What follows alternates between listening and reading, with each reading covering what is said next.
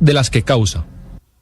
Esto era lo que nos decía entre una de las tantas preguntas que le hacíamos al señor Kennedy, que hoy va a ser, o es el que quiere el presidente Trump, que sea el secretario de Salud. Y esto ha generado pues una alerta entre las sociedades científicas en Estados Unidos y pues cuáles serían las implicaciones de una política así de salud allá en ese país para países como el nuestro. Me estoy devolviendo a la época de la pandemia porque, por ejemplo, tenemos a la doctora Zulma Cucunúa con nosotros en la línea. Ella es epidemióloga y la conocimos mucho en la época del coronavirus. Doctora Cucunúa, mil gracias por atendernos y bienvenida.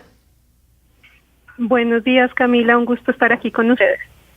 ¿Cuál es el temor, para que usted nos explique, de las sociedades científicas de que alguien con el discurso que tiene Robert Kennedy sobre las vacunas, que pues oíamos una parte de lo que nos decía hace algunos años, llegue a la Secretaría de Salud de los Estados Unidos? Sí, Camila, pues hay varias preocupaciones. Son múltiples las sociedades científicas y de salud pública, expertos a nivel mundial que se han manifestado al respecto. Digamos que hay 4 puntos clave.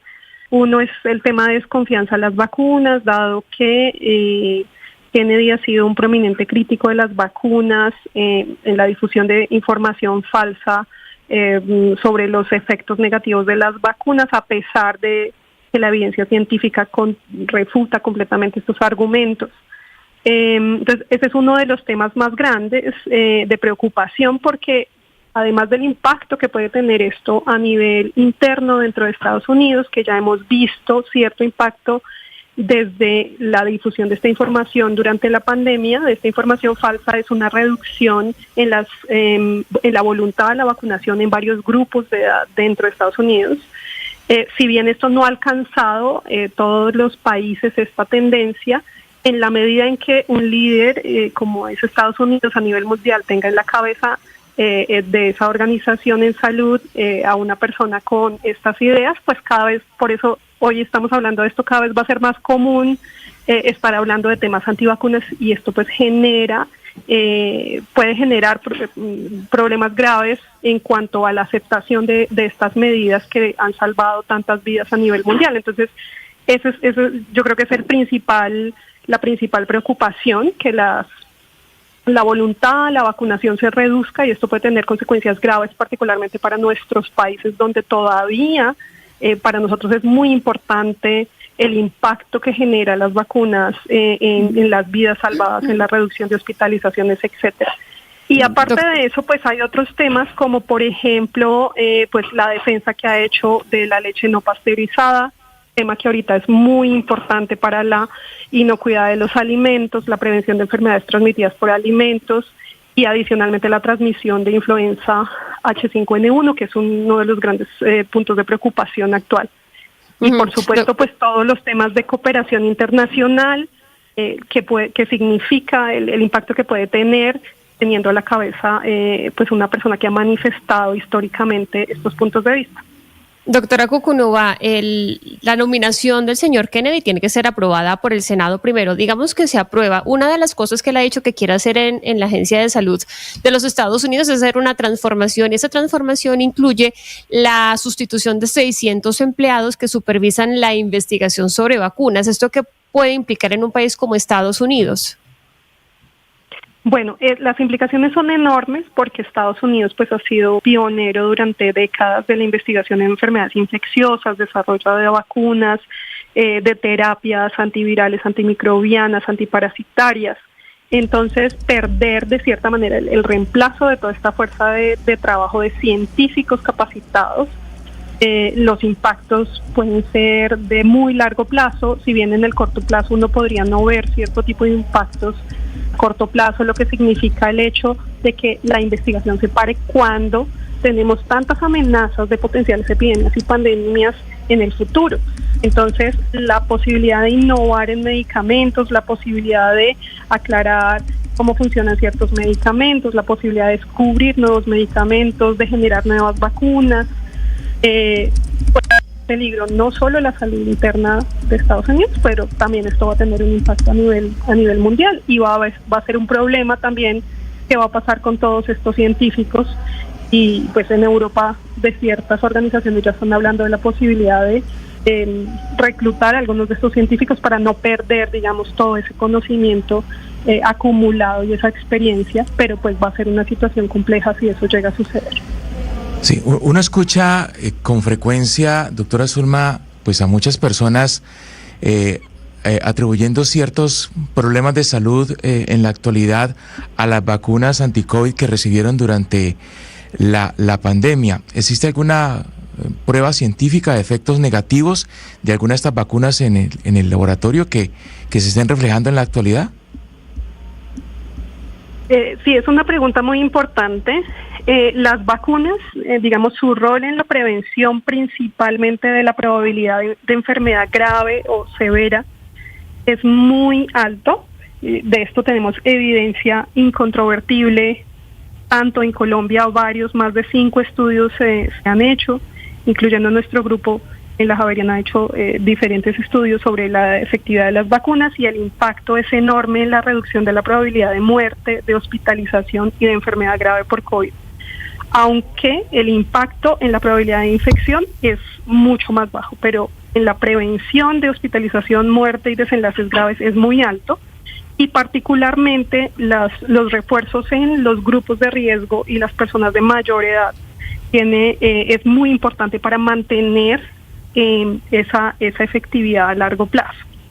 Ahora bien, como cualquier terapia, como cuando uno se toma una pasta, como cuando uno se toma o se coloca algún tratamiento tópico, siempre hay efectos adversos asociados a cualquier sustancia pues que uno se aplique en su cuerpo o que ingiera. Pero esos riesgos son, en el caso de estas vacunas y pues de la inmensa mayoría, habría que empezar a revisar uno por uno cada vacuna, qué detalles, digamos, uno tendría que tener en cuenta para ciertos pacientes que de pronto sí tengan contraindicaciones, pero en general